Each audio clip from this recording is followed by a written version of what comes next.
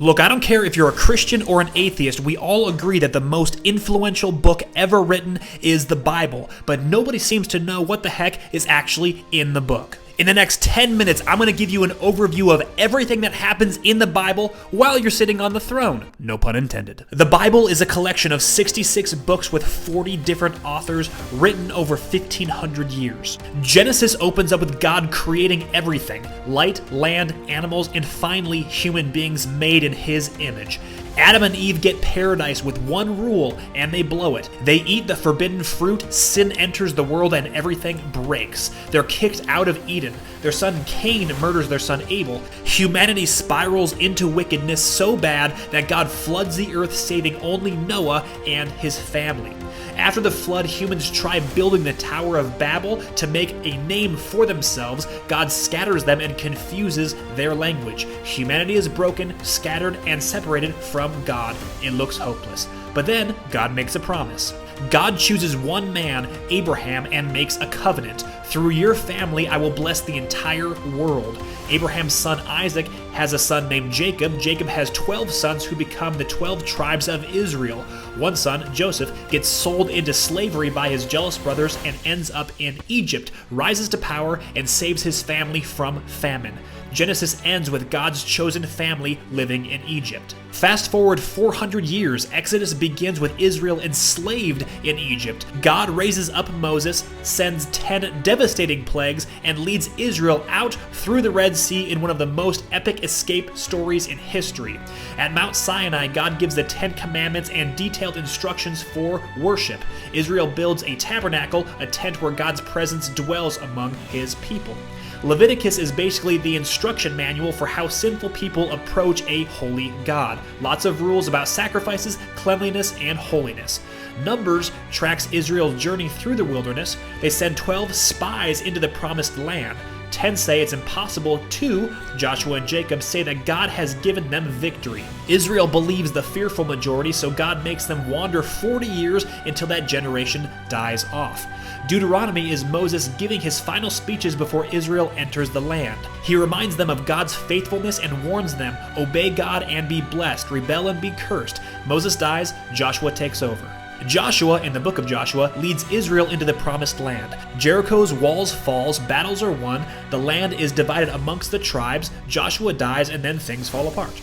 Judges is a dark, repetitive cycle. Israel sins, God sends oppression, Israel cries out, God sends judges to deliver them, peace for a while, and then back to sin. Judges like Deborah, Gideon, and Samson show up, but Israel keeps spiraling. The book ends with the phrase, everyone did what was right in their own eyes. Translation, total moral chaos. Ruth is a bright spot in this dark era. A Moabite woman shows loyalty to her Israelite mother-in-law and ends up in the lineage of King David. Even in the chaos, God is working.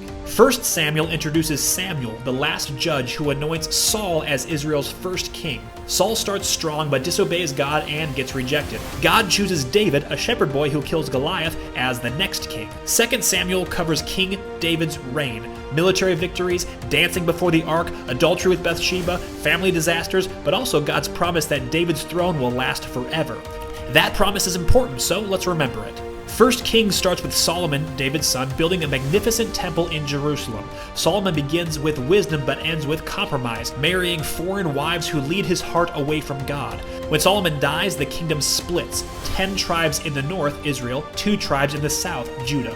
Most of the kings that follow are absolute disasters. 2 Kings is a parade of rebellion. Israel, the northern kingdom, falls to Assyria in 1722 BC and is scattered. Judah, the southern kingdom, lasts longer but eventually falls to Babylon in 586 BC. The temple, God's dwelling place, is destroyed. The people are dragged into exile and it looks like the end of the story. But God doesn't abandon His people, He sends them prophets. Isaiah warns about judgment and prophesies about a coming Messiah, a suffering servant who will bear the sins of His people. Jeremiah weeps over Jerusalem's destruction in Lamentations. Ezekiel has wild visions of God's glory and promises restoration. Daniel survives a lion's den and interprets dreams in Babylon. The 12 minor prophets, Hosea, Joel, Amos, Obadiah, Jonah, Micah, Nahum, Habakkuk, Zephaniah, Haggai, Zechariah, and Malachi, all bring messages of warning, judgment, and hope. The 1st and 2nd Chronicles retell Israel's history with a focus on worship and David's line. Ezra and Nehemiah describe the return from exile, rebuilding the temple and Jerusalem's walls. Esther shows God protecting his people even when his name isn't mentioned. Scattered throughout the Old Testament are wisdom books. Job wrestles with suffering. Psalms gives 150 prayers and songs. Proverbs offers practical wisdom. Ecclesiastes explores life's meaninglessness without God. Song of Solomon celebrates love. And then silence for 400 years. No prophets, no new scriptures, just waiting for God's promise to be fulfilled. And then everything changes. Matthew, Mark, Luke, and John, the 4 Gospels, tells the story of Jesus Christ, the long-awaited Messiah. This is the moment everything has been building towards. Matthew shows Jesus as the promised king, the descendant of David, born in Bethlehem exactly as promised. His genealogy tracks back through David to Abraham. This is the fulfillment of the covenant. Mark shows Jesus as the suffering servant, Isaiah's prophecy come to life. He moves with urgency, serving, healing, and headed towards the cross. Luke shows Jesus as the perfect human, born of a virgin, fully God and fully man. He's the second Adam, succeeding where the first Adam failed. John reveals Jesus as eternal God. In the beginning was the Word, and the Word was with God, and the Word was God. The Creator became a part of his creation. Jesus was born in a manger. He grew up in Nazareth. At 30, he began his public ministry. He preaches the kingdom of God. He performs miracles, healing the sick, giving sight to the blind, making the lame walk, even raising the dead. He teaches with authority that stuns everyone. He confronts the religious leaders who care more about rules than people. But here's the shocking part. Jesus didn't come primarily to be a teacher or a miracle worker. He came to die. The religious leaders plot against him. Judas betrays him for 30 pieces of silver. Jesus is arrested in the Garden of Gethsemane, put on trial, beaten, mocked, and sentenced to death. Pontius Pilate washes his hands. The crowds choose to free Barabbas, a murderer, and crucify Jesus. Jesus is nailed to a Roman cross. He hangs there for 6 hours. The sky goes dark. Jesus cries out, "It is finished," and dies. The spotless Lamb of God takes the sin of the entire world upon himself. The penalty for sin, death, has been paid in full. He's buried in a borrowed tomb. A stone seals the entrance. Guards are posted. But death could not hold him. 3 days later, the tomb is empty. Jesus rises from the dead, physically, boldly resurrected. He appears to Mary Magdalene, to Peter, to the disciples, to over 500 people at once. He eats with them. He lets Thomas touch his wounds. He's not a ghost. He's alive.